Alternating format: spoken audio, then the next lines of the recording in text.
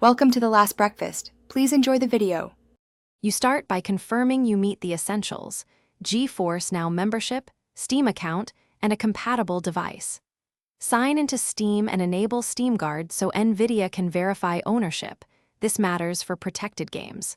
Once done, open the GeForce Now app or a supported browser and sign into your NVIDIA account. Make sure your network meets the minimum bandwidth, 15 megabits per second or higher, and prefer wired or 5 GHz Wi-Fi to reduce latency before moving on. Now you'll link Steam to GeForce Now so your own games appear. In the GeForce Now app, go to Settings, then Games, and enable Steam Library Access. The app prompts a Steam authorization.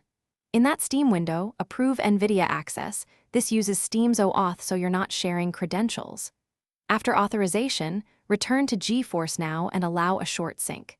Make sure purchase titles appear with playable status if a game is not visible. Recheck Steam Guard and ownership details.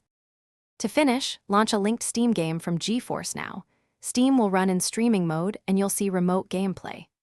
While playing, you can adjust stream quality in GeForce Now settings to match your bandwidth and target resolution, which reduces stutter and input lag.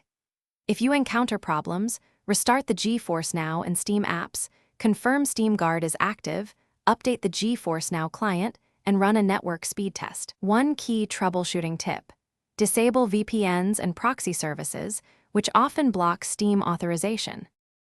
Thanks for watching. If this was helpful, leave a like and consider subscribing. See you next time.